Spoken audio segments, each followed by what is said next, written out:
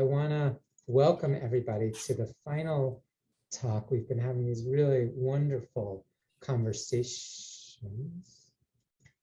There we are. We've been having wonderful conversations about the exhibit which Anita created for Hebrew College. And again, we've said it many times, but I think it bears repeating just how delighted, Anita, we are to be, and honored we are to be the host for your installation and the wonderful conversations it's engendered. I walk through Hebrew College and I can't tell you the number of times where I've seen people, just two or three people staring at one of the panels and in some heated conversation about what's going on or what they think is going on and the questions that it raises. And just, so I can't thank you enough, Anita, for having created this installation for us, and the conversations that's engendered have been amazing.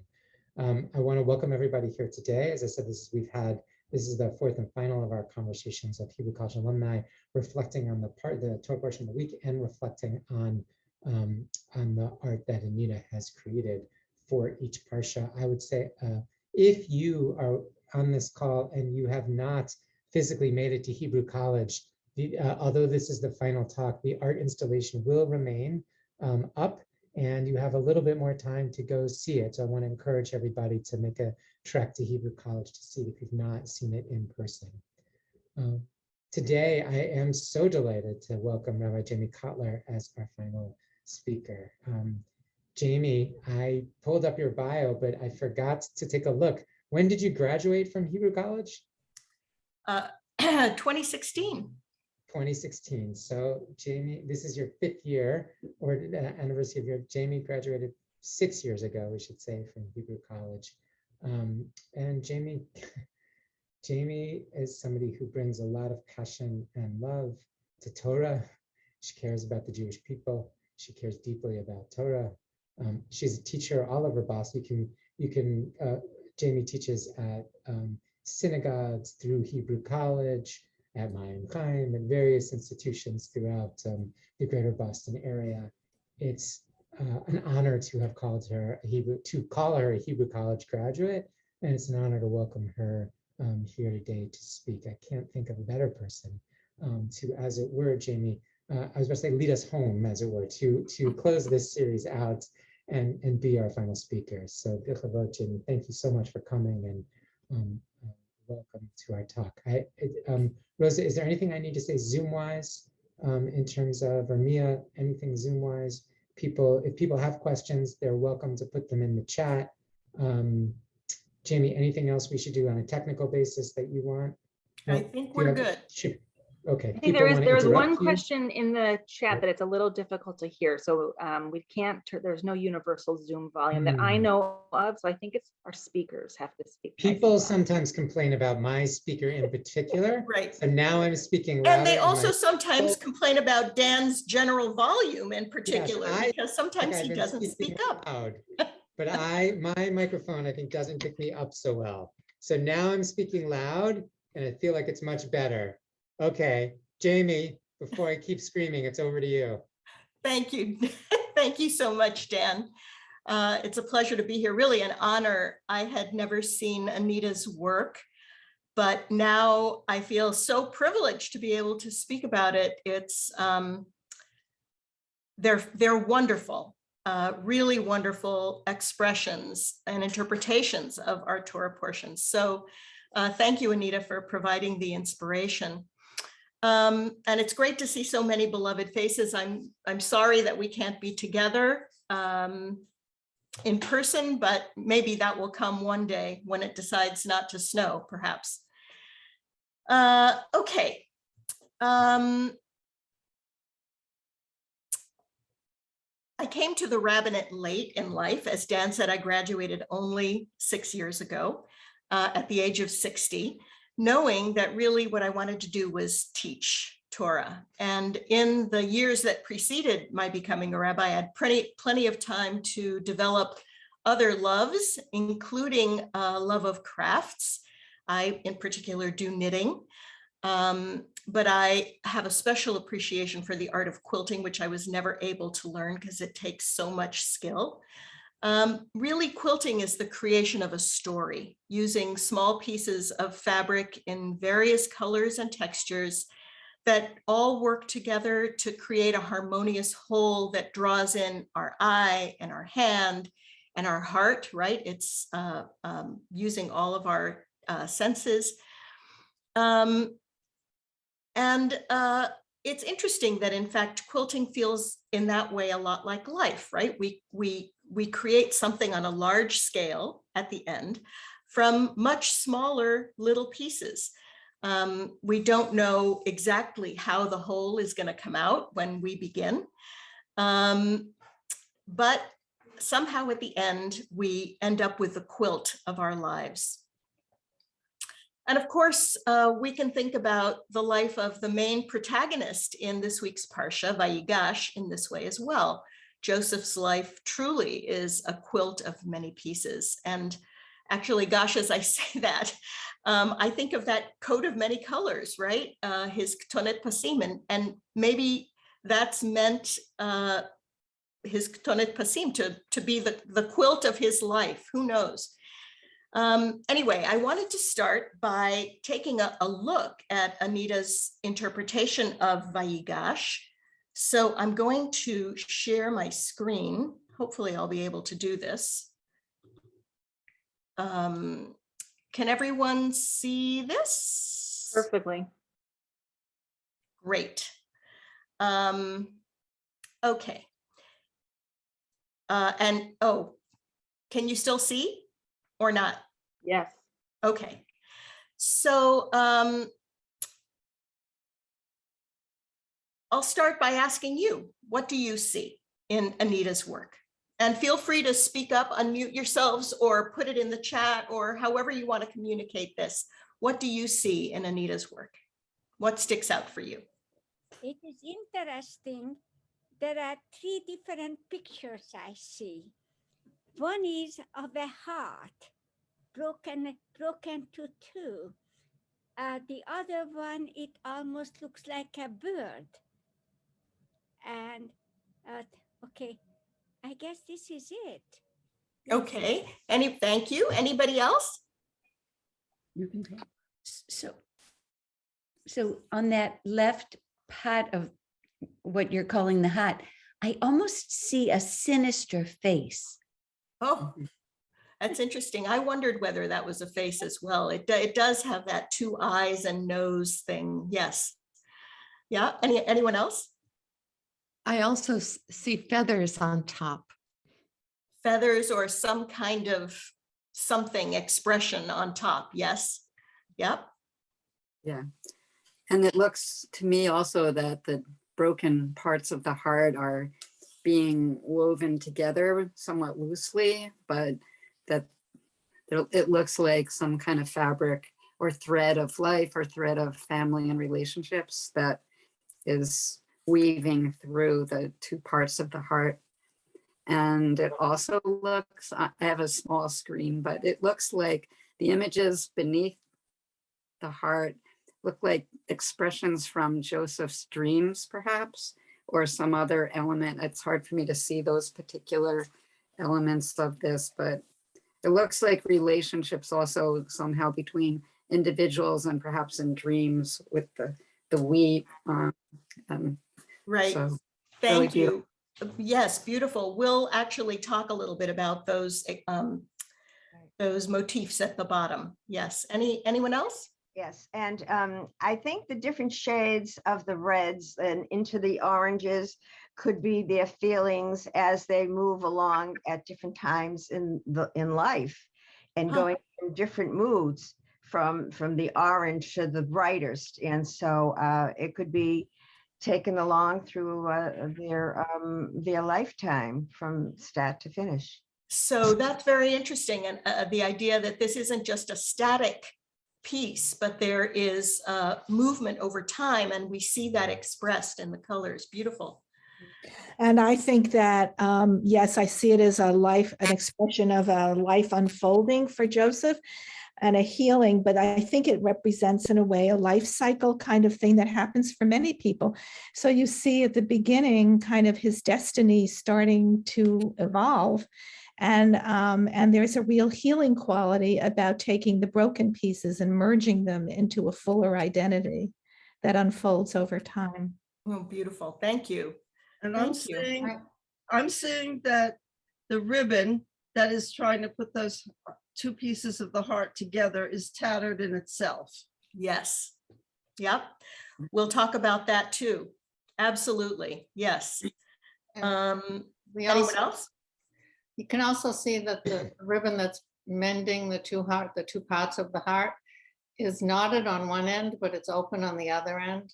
Yeah. Ooh, I hadn't noticed that. Beautiful. I think, which to me speaks to the tenuous nature of mending a broken heart. Mhm. I also think that if you see, I'm starting to see more and more that the left one looks like a face, and Yeah. that ribbon comes through the eye, which I think talks about not seeing and then seeing, and seeing the different, seeing how to begin to mend. But it is unfinished. It does look like it's unfinished. Again, the idea of something in process. Okay, I'm going to stop sharing. There we go.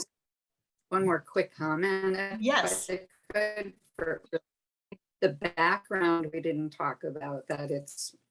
To me, the background of that particular piece looks like it's purple, which is a combination of the blue of the sky and the reds of the earth. And so that too has an element of dynamic process, I think, as a backdrop, and it has a horizontal look to it, so that there's perspective, so that what's in the foreground is the heart, then we have the motifs on the bottom, but we have that landscape, which could be geographic or a spiritual landscape in the back.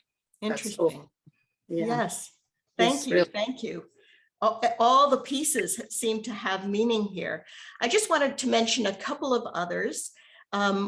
We didn't mention the color of the living organ, right? Red. It's not gray or made of stone. It's recognizable as something that's soft and fragile and prone to injury, right? Maybe in need of repair, but can be repaired, right? And in the smaller images below, I wanted to focus on those for a moment. We see first on the very leftmost, Joseph in the pit wearing his ketonet pasim, that coat of many colors, which was a gift from his father Jacob to the beloved son of his beloved wife Rachel, right? The midrash tells us, in fact, that this might have been Rachel's own coat, saved after her death by Jacob, who was mourning her so intensely that he wanted his son, who looked like Rachel, to wear this coat and sort of embody her after her death. Jacob, of course, favors Joseph above all his children. The text tells us that. And it also says that when his brothers saw that their father loved Joseph more than any of the brothers, they hated him. And hate is an unusual, sin'ah is an unusual word in Torah when used against a particular person. Mostly it's used to describe those who reject God or worship other gods. Sometimes it's used to describe a person who, with malice aforethought, sets out to murder someone, which is, of course, what the brothers tried to do to Joseph. In terms of use against individual people, we know, for example, that Joseph's mother, Rachel, was loved, but Leah was snu'ah, she was hated. And Joseph is hated by his brothers. And hatred and the heartbreak it brings is certainly one of the significant forces that are shaping the quilt of Joseph's life. The next little piece is the brothers holding on to Joseph's coat, which they've stained with some animal blood. And they're telling Jacob that Joseph has been torn by wild animals and show the coat as proof. And the blood-stained coat is sort of a physical manifestation of the brothers' hatred for Joseph. Next, we see Joseph and we see this little sort of crown thing on his head.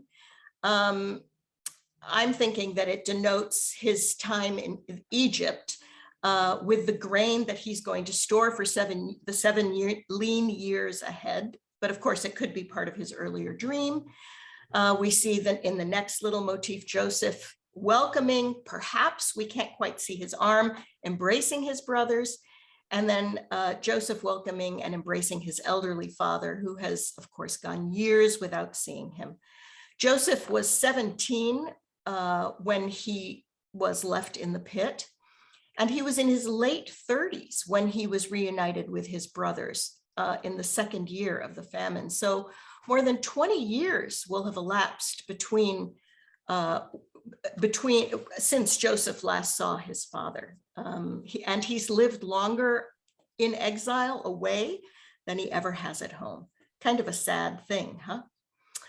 And the last two frames, the one with the brothers and the father, are important, I think, because they comment on the relationships that are severed as a result of the brothers' actions and regained in some fashion by Joseph's wisdom work, which we're going to examine in a moment.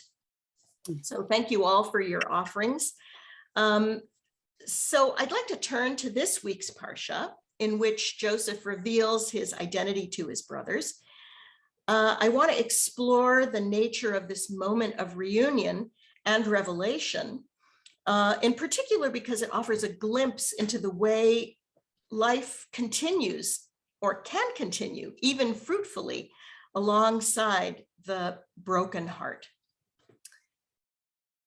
But we bring questions to this Parsha and to this moment of reunion. Is this moment of reunion a moment of forgiveness, or is it something less than that? How does Joseph move forward in these relationships with brothers who've left him in a pit to die, sold him into slavery? In a world that's full of brokenness, this seems like a relevant question, right? Are there some crimes that we cannot forgive? And if so, what do we do with unforgiveness? Can there be reconciliation and a fruitful future without forgiveness? So I'm going to assume that most of us know the story, much of the early story of Joseph. Maybe I'll pick up sort of in the last phases of Joseph's life just to bring us current.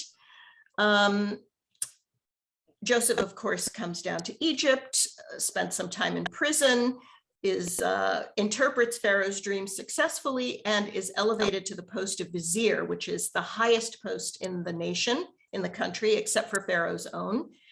And meanwhile, hunger has come to the land of Israel, and Jacob has sent his sons down to Egypt in search of food. Joseph recognizes them, but they don't recognize him, which, ouch, kind of hurts, right? He accuses them of being spies and throws them in jail for 3 days, and then takes Simeon, who happens to be the brother who threw him into the pit, as hostage while the rest return to bring Benjamin back down, which is supposed to prove that their story, that they are honest men from an honest family. Joseph makes sure that they're supplied with grain that they came to buy, but he secretly puts the brothers' money back in their saddles. And when they see it, they have this terrible fear in their hearts that when they go back, they'll be arrested as thieves, right, when they return. So I want to take a moment just to note how Joseph's actions, he takes the brother who threw him into the pit as a hostage. He punishes all the brothers with 3 days of jail. I just want to take note of the fact that he's sort of giving them a taste of their own medicine. Joseph makes a return trip for the brothers necessary, that they have to come back to Egypt. In order to rescue their brother Simeon, they have to bring Benjamin, right, which is Joseph's only full brother. And so they return to Egypt with Benjamin, much to Jacob's distress. He doesn't want to let him go, now also fearing that they'll be punished for stealing the grain, right? They found the money. And Joseph, it turns out, is not done baiting them. This time, Joseph plants a silver goblet in Benjamin's bag And of course, the goblet is found by Joseph's steward, and the brothers are hauled back before Joseph, who's going to mete out some strict justice. And despite some really, truly heartrending pleas from Judah that the fault lies with all the brothers, please don't punish Benjamin, and talking about the deep mourning of their father, that the loss of Benjamin is likely to kill him, Joseph insists on punishing Benjamin by taking him as his slave, right? So I want to take a moment to try to think about all the hurts that have happened here, all the wounds that have been committed. So let's think about Joseph first. Of course, there's the hurt of leaving him in the pit, the first crime, right, of leaving him in the pit, causing him to go into slavery, and years of suffering in jail. We can see even in the naming of his children, he carries his pain. He calls one of them Manasseh, which means God has made me forget completely my hardship and my parental home. So ouch. And the second son is Ephraim, which means God has made me fertile in the land of my affliction, right? So both names embedded within them is the hardship of his life. He hasn't, of course, seen his father in over 20 years, and his own brothers don't recognize him. His image seems to have been totally erased from their hearts. All of these are wounds, terrible wounds to the heart. Jacob also has wounds, right? He's lost Joseph. He's been in a bereft state of constant mourning.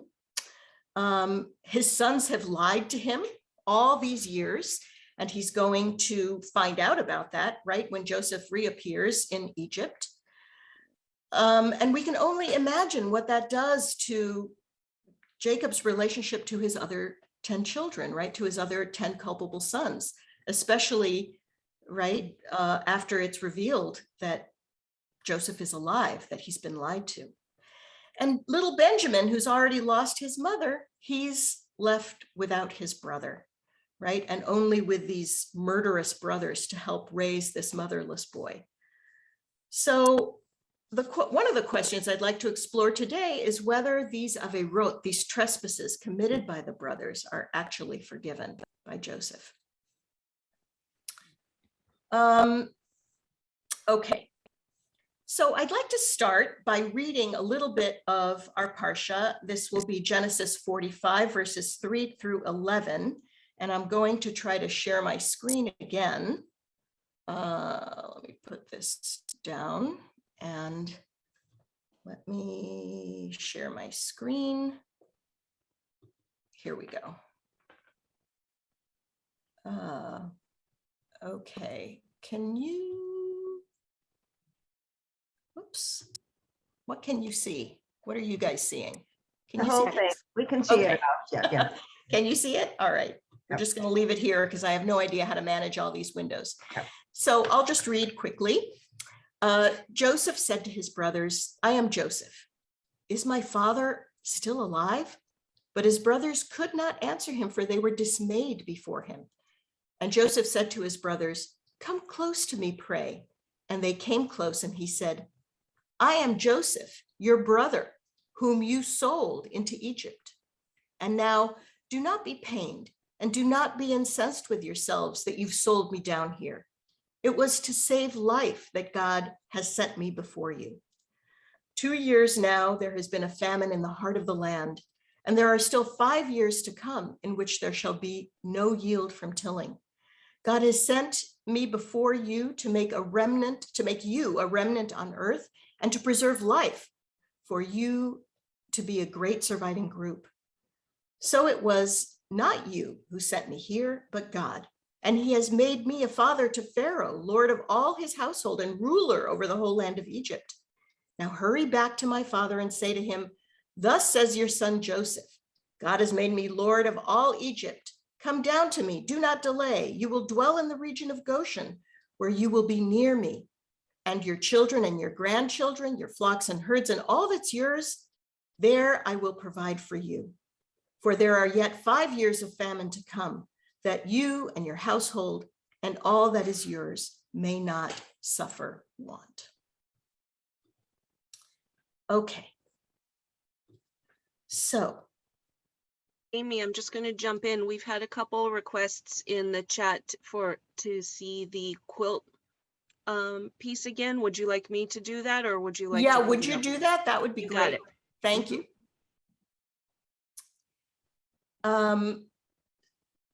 All right.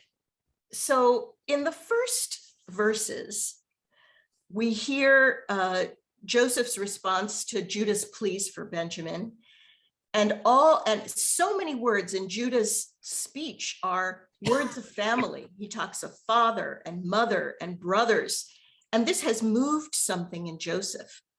And Joseph says, "Is my father still alive?" This is the great moment of reveal. My father, he says. And this is curious because Judah has been talking constantly about Jacob up until now and his frailty. Of course he's alive. He's clearly alive. But still Joseph feels moved to ask that question. And I wonder, is it Joseph that can think only of his own severed connection with his father? Or is the fact that he doesn't say our father, is he resisting renewing a brotherly connection? And here there's no response from the brothers to Joseph's question, right? What must they be thinking? Or are they simply dumbfounded by Joseph's revelation, literally struck dumb, as the JPS translation suggests? I wonder if to Joseph, that silence doesn't feel like an additional wound, like they're not even answering me. So Joseph tries again, and he says to his brothers, he tries to close the physical distance, and he says, "Come close, come physically close. I am Joseph, your brother, whom you sold into Egypt. Since you don't recognize me, brothers, come look at me closely. See, here I am. This is me. I'm the one you left in the pit, and I remember what you did." So it's interesting that the soft language of closing the space between them, which is Geshuna Elai, come close to me, I pray, stands in contrast to sort of the anger that seems to be behind the words, right? And I wonder if there's also in Joseph's heart, this anger that doesn't want to go away. It's also interesting to me that after Joseph reveals himself, the brothers don't seem to acknowledge any responsibility. Do they apologize or offer any words of regret or weep the way Joseph is? No, nothing. Elsewhere in the text, there are lots of tears wept, but the tears are always Joseph's, except for one occasion where they're Benjamin's. We never read of the brothers crying, shedding a tear. In fact, what Judah has done is perpetuate the brothers' lie, right? He says in his speech to Joseph, trying to save Benjamin, he tells Joseph, as Joseph the vizier, that he has a brother who was torn by wild animals. So the brothers seem reluctant to admit any guilt.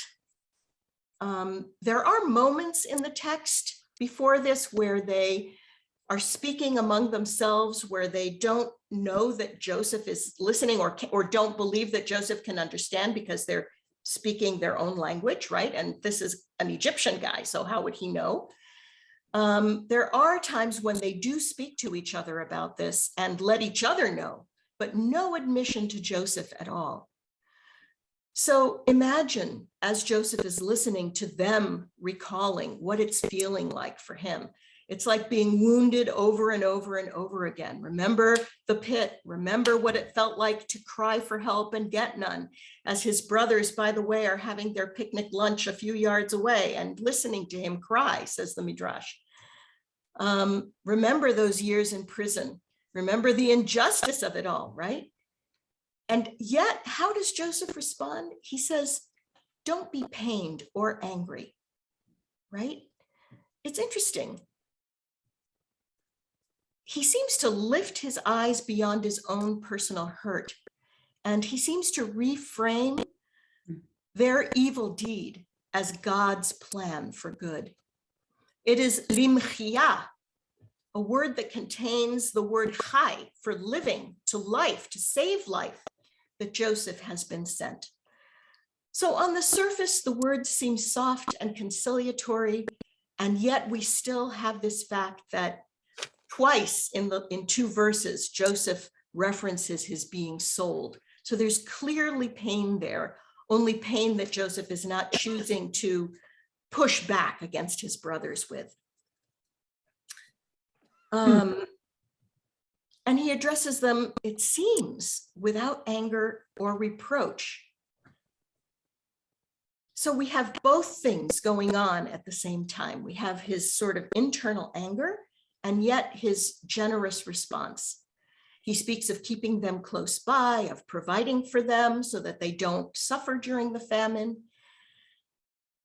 And instead of wallowing in his anger, he seems to be able to focus on his ability to save them, the whole house of Israel, right? This is Jacob, who is renamed Israel, and these children are the children of Israel. This is, right, who we are descended from. So Joseph is focused on the whole house of Israel and enabling the house of Israel to have a future somehow. So another thing that I wonder about, and perhaps you can write about this in the chat, is Joseph's soft response, or the soft words he utters, are they forgiveness, a form of forgiveness, right? There's no language of slicha, of forgiveness, that passes until 17 years later. And it's not Joseph who forgives, it's Jacob, it's the boys through Jacob, through a message delivered third hand, which we'll see in a moment, that they're asking for forgiveness. Jacob asked for forgiveness on behalf of the boys to Joseph.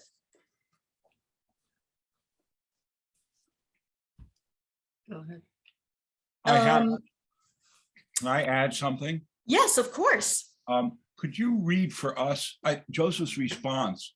I don't see well, so I don't have a text in front of me. Yes. I'm on my memory from Nechama Leibovitz. So could you? The first response is in Genesis 45. There are 2 moments. No, I'm sorry. I'm asking you to read something to us. Yes. Could the you first read response. what Judah says at the beginning of Vayigash? Because I think Nechama sees in what Judah says to Joseph a kind that Joseph realizes Judah has come to terms with his father's unequal love. Oh, that's interesting. So this is actually probably before our particular parsha, yes. But I'll read that piece. Isn't it directly before Joseph says, I am your brother? It is. Let's see. He says,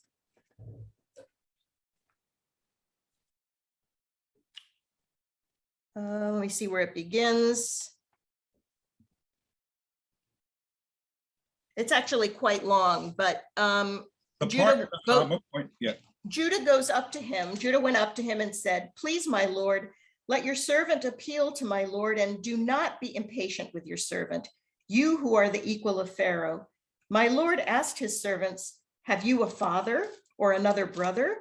We are told, my Lord, we have an old father, and there is a child of his old age, the youngest. His full brother is dead, so that he alone is left of his mother, and his father dotes on him. Then you said to your servants, bring him down to me that I may set eyes on him. We said to my Lord, the boy cannot leave his father. If he were to leave him, his father would die. But you said to your servants, unless your youngest brother comes down with you, do not let me see your faces. When we came back to your servant, my father, we reported my Lord's words to him. Later, our father said, go back and procure some food for us. And we answered, we can't go down, only if our youngest brother is with us, for we may not show our faces to the man, et cetera, et cetera. Now, if I come to your servant, my father and the boy are not with us, since his own life is so bound up with his. When he sees that the boy is not with us, he will die, and your servants will send the white head of your servant down to Sheol in grief. Is that the part that you were? Yes. So the looking for? Karma points out, and the Rambam says teshuva is when you have the chance to do Right. the same thing again and you don't do it. They didn't like their father's unequal love for Joseph, and they were willing to throw him in a pit. Now, when they have a chance to do the same thing to Benjamin, they won't. So although they haven't apologized to Joseph for them throwing Joseph in the pit, Joseph realizes that they have decided that their father's unequal love for their brother Benjamin is worthy of being honored. And they have made teshuva, even though they haven't asked Joseph for apology. Right. So I guess that is a big question. Does one have to actually ask for forgiveness? Or is it enough, as the Rambam says, to not act in the same way? Well, now, we also know that the rabbis require or often encourage us, right, for transgressions between one man, from the Mishnah, for transgressions between a person and his fellow, right? You cannot get kapara, you cannot get forgiveness unless you ask, unless you appease your fellow. Yes. So what happens if someone sees your teshuva and the person who makes the teshuva doesn't know that they were also injured? Joseph, I think, is choosing to then, out of seeing his brother's teshuva vis-a-vis a different brother, out of his brother's reluctance to toss Benjamin into the pit, Joseph then reveals himself. That's Nechama's statement. Well, I think there's of course great value in that. And that may be the reason for the soft words that Joseph addresses them with. But part of that is, I mean, I think there's still a struggle within him because he's still arguing that he was sold and it was hurtful. And why did you do this? And in fact, I think the brothers still worry about whether they've been forgiven, because 17 years later, right? And I'm going to share my screen again. When Jacob dies, let me share my screen again. Okay. Oh God, here we go. All right. This is what is said. This is now chapter 50.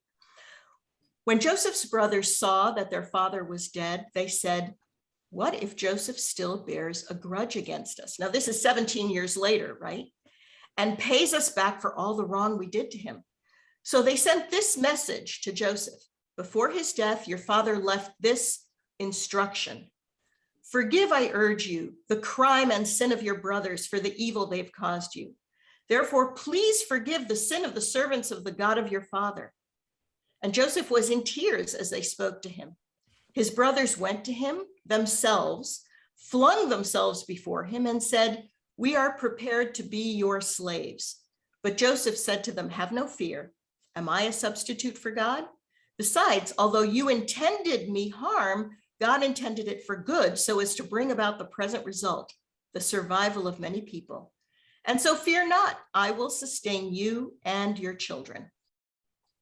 So from the beginning of this, right, we see that the brothers are unsure 17 years later, whether Joseph has truly forgiven them. And they make up this story, right, that Jacob left instructions for Joseph to forgive them. Just by the way, there's no record of Jacob ever having spoken to Joseph these instructions. This seems to be made up by the brothers. Notice also that they don't deliver that message themselves. They send a message to Joseph via somebody. Only in verse 18 do the brothers actually come to Joseph, close enough, right, to fall at his feet. So they've Jamie, delivered. I'm sorry for interrupting you. We have two chat questions that are 100% spot on with what you're Yes, discussing right please here. go ahead.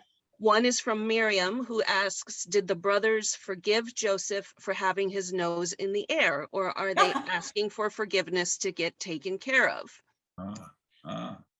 So very interesting, Mia. I'll just interrupt here to say, yes, of course, the brothers, we talked about the injury done to Joseph, and we talked about the injury done to Jacob and Benjamin, but the brothers also feel injury, right? Because they feel that they were injured by the partiality that Jacob showed to Joseph, and by Joseph's nose in the air, the dreams that he had of his own supremacy.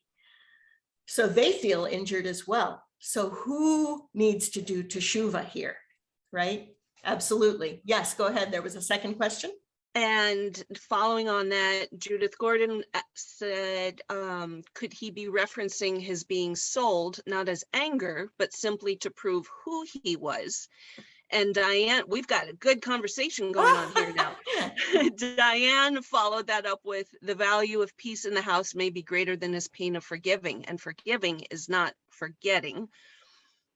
There's a whole, it's flying fast and furious. All right. So maybe what we should do actually is open it up and let's talk online instead of by chat, since this seems to have, yes, there are some outstanding questions. So let's see, where were we? Mia, I think you were talking about Diane's question. Was it Diane's question? Who, Diane, do you want to give it to us verbally? Well, I was just thinking that Shalom Bayit is such an important value for the Jewish people, that this feels like we're laying the groundwork. So in fact, Rashi tells us that this white lie that the boys' brothers tell Joseph, that it's Jacob who instructed that he forgive them, that white lie is for the sake of Shalom Bayit. So yes, spot on, beautiful, thank you. Anybody else? Elaine has a hand up. Elaine, yes. Yes. Well, I was thinking, since the messenger was sent in advance and Joseph had already known that they were going to be arriving, it gave him time to think and reflect on all the hurt and all that's been happening to him, and felt that probably it's important to forgive and definitely not forget.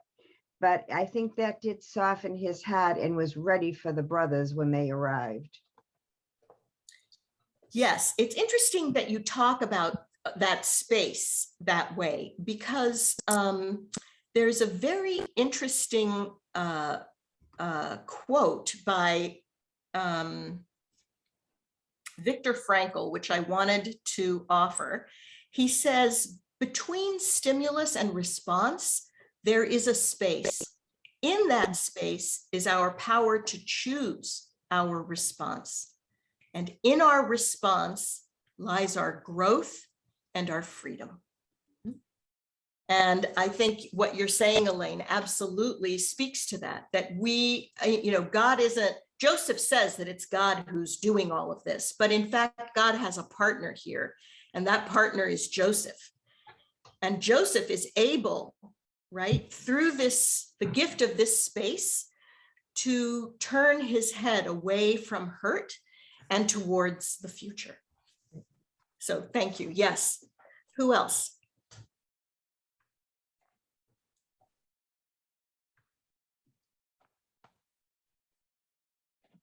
I want to, I don't have a comment on the text, but I want to put in a plug for a book by Professor Saul Schimmel from Hebrew Colege, who wrote a book that came out right after 2000, right after 9/11, called Wounds Not Healed by Time.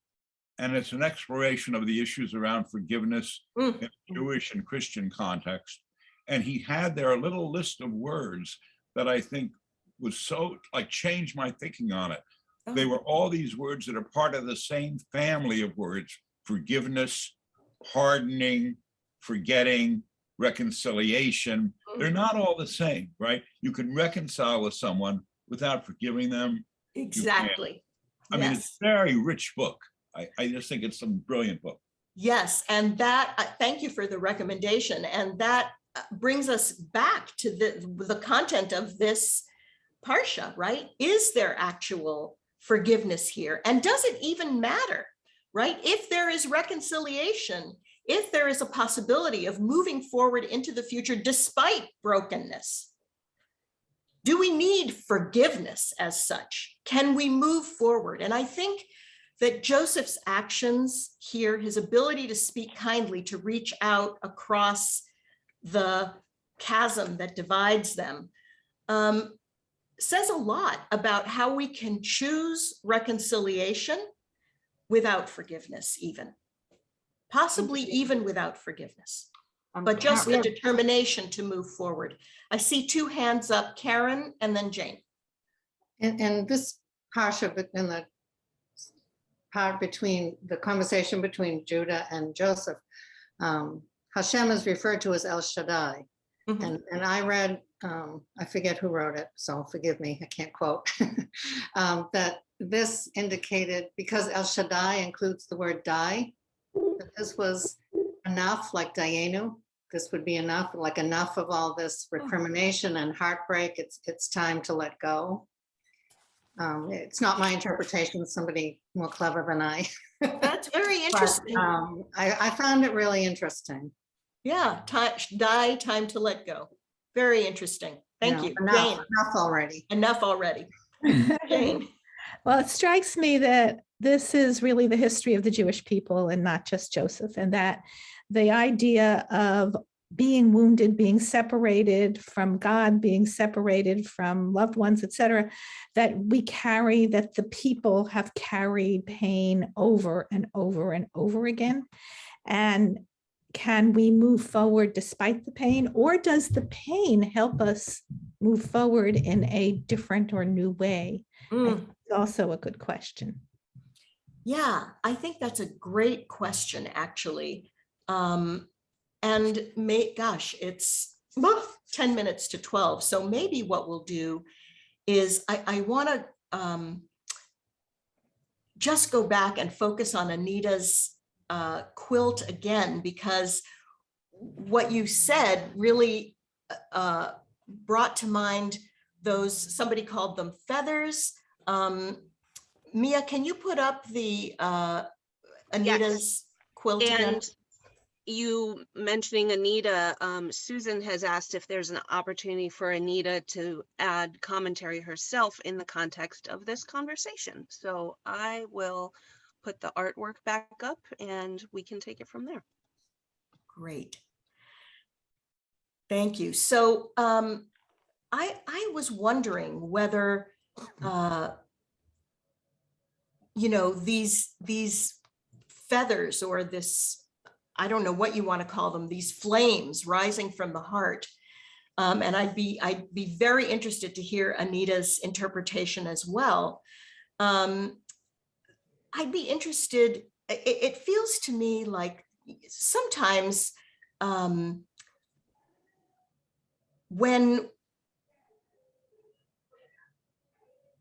we're injured, when a brain is injured, for example, we have to find new pathways. Our brain has to find new pathways to do things, to regain full function. And I'm wondering whether the human heart, when injured, has to also figure out how to move on and live, limchia, right?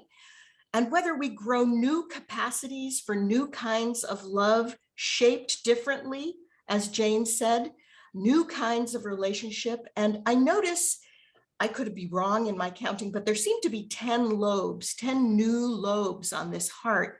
And I'm wondering if there isn't one new lobe, a sort of a new way of engaging with each of the brothers as their history moves forward. Whether Joseph hasn't grown more heart or different heart to find a way to make the relationship work. Anita, how did you imagine these flames, or what do you call them? I have to admit that I've gotten there's so much insight that's been added to this piece that I don't think I consciously put into it. So I'm very, it's just so interesting to hear people's reflections on it. Sometimes decisions that I make are just aesthetic. And I think that this was an aesthetic decision, but maybe it had subconscious meaning that I myself was not even aware of. So I appreciate all those visions. The other thing I wanted to say is, so I envisioned this portion about healing a heart, healing a broken heart. And when we heal, there's always scar tissue. So that scar tissue is all that baggage that the brothers carry. I think the brothers are probably just so scared and intimidated that they're probably too afraid to apologize and acknowledge their wrongdoing. They're clearly aware of it because they reflect on it to each other, but they're too afraid of what might happen to them if they can, admit it to Joseph. And Joseph's also speaking from a position of power. So he not only a position of power, but a position of privilege. So he's able to say, it all worked out for the best. Sometimes when bad, terrible things are happening to us, we look for the blessings inside of them. Certainly, we've all done that through COVID, but I can, think of some things that happened in my own life where at the time they seemed really awful and I didn't know how we were going to get through them. And somehow we got through them. And then you look for the blessing inside of that tragic event.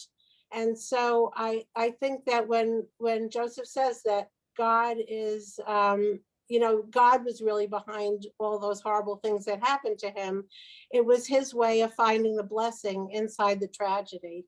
So those are the other things that I might be able to add to the discussion. Thanks, Anita. I was looking at the spots of gold and red on the heart, on the main body of the heart, thinking that they look almost like teardrops when they fall on a piece of fabric or a piece of paper, sort of blur out. And that some of them seem newer than others, right? And we have some that are sort of faded, the old wounds on the heart that fade away, and the brighter ones that are still there, but now filled. I wanted quickly to share something with you. It's an image of a different kind of artwork, but adds, I think, to this. Hold on, I'm going to share this. Can you see this? This is Wabi Sabi. This is, I thought it was called Kintsugi. I've also heard it called Wabi Sabi, where you repair the Japanese art of repairing. Yes, it's the Japanese art of repair, where they use gold mixed in with some other material to fix, to repair the broken object. And so the breaks, of course, are part of the history of the object, or part of the history of the human heart, right? Rather than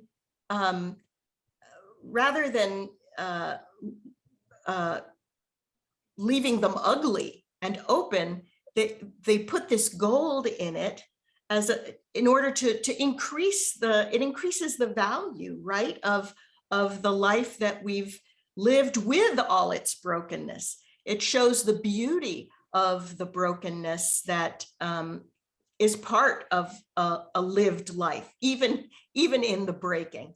So I just wanted to share that. Yeah. And, I guess what I'll finish my own little piece here by saying that it just seems that the care, the softness with which Joseph approaches his brothers at the end, with which he continues to move forward into the future, seems to, if he hasn't forgiven them, he's certainly found a way to live with them, to make something work, to make the future work for all of us. And I think that it shows a heart in progress, very much the way your quilt, Anita, shows a heart in progress, right? With all the injuries and the bindings of the wounds, whether they be closely stitched or very open, like the central one, but a heart in process. And it seems to me that we're all sort of that way, right? All of us, a heart in process. Again, I just want to thank you, Anita, for giving us so much to talk about. It's really well, thank you for such a really rich discussion. May I ask a question, Anita, please? Yes. I am very much I don't know what the right word is, the importance of the eye. There is an eye there. If you could say something about that. That's very interesting. It's an eye that that was not intended to be an eye. It's a piece of fabric that I happen to love. So obviously I love patterned and richly colored fabrics. And that happens to be one of my favorites. And really it was an accident of the way it was cut. Maybe it was an unconscious cutting of the fabric to include an eye. But now that people have pointed it out to me, I'll never see that piece of fabric again the same way again. And and maybe it does have some meaning that I can't ascribe to it, but if it enriches your interpretation, then that's wonderful. And thank you for pointing it out to me. No, there is a lot of depth and sadness at the same time.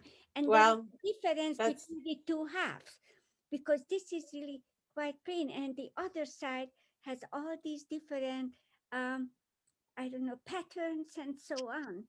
And it was all one piece of fabric, and it was just cut to split the heart open, and then I went back and mended it. So that's all one piece of fabric. And I think the reason that fabrics like this appeal to me is because they're not flat and they're not one-dimensional, and there's so much inherent interest just in the fabric itself. Yeah. Thank you. Thank you. While we're still looking at it, I thank you, Anita and Jamie and everyone. And while we're looking at what we're seeing as a phase, I feel that maybe it came from some other part of you, Anita, and to us, it's, it gives us the opportunity to interpret. And I also see something that looks almost like a mask that could be getting removed and revealing. So when we're that other orange color that is looking like it's, to me, it's off the face. So it's part of that revelation of who he was. So yeah, there's so much to feel. Thank you. Thank you. And understand. Oh, so Mia, we're at our 12 o'clock moment. I'll throw it back to you. And I thank you all for coming and participating. It's a pleasure to see so many beloved faces. I hope to see you all soon in real life. Thank you so much, Jamie. This was terrific. Just before everyone hangs up, I just want to jump in. I'm Rosa Frank. I work here at Hebrew College, and I also just want to lend my thanks to each of you for being here. This has just been such a special light in the middle of my day, and just the interplay, Jamie, between what you've prepared with your work, Anita, is truly special. So I'm just so grateful. Thank you so much. And I also just want to thank Deb Feinstein, who's on this Zoom with her camera off. She's the founding chair of Hebrew College's Arts Initiative. And this is a fairly new initiative at Hebrew College. We felt really strongly that sacred texts should be accessible to the broader community and told through visual art. So we're so delighted and grateful to Deb for spearheading this, and Anita is a member of the committee, and Betty and Libby, who also is on this Zoom. So I want to thank the committee. And I just also, I don't want to go on too long, but I just really want to thank Mia Taven and Tanya McCann, who are on this Zoom, who work with me closely and very quietly, doggedly behind the scenes, and Mia especially has made this Zoom possible and our whole series possible. So huge thanks. And just really thank you all again. Please, as Dan mentioned in the very beginning of the Zoom, if you weren't here to hear it, the exhibit has gained so much traction and been so popular. We're very lucky to be able to extend it. Originally, it was going to come down next week. It's actually going to be up through January. So if you haven't seen it, please come in. And we're going to have a spring exhibit special for Hebrew College's centennial. We're celebrating our centennial this year. So stay tuned for more about that. And I think that's all I have to say. Jamie, thank you again. And thank you all. Thank you, everybody. Bye-bye. Thank you. Thank you. I think it'll take a long time to enjoy the exhibit based on the conversation we had. So thank you. Thank you, Iris. It is a wonderful exhibit. I spent almost 2 hours there. You can definitely fall into each and every piece. And as Anita herself said, once you hear a perspective, it's almost like what has been heard cannot be unseen. It's really breathtaking. Yeah, it really is. Thank you so much, everyone, for joining us. Stay warm today.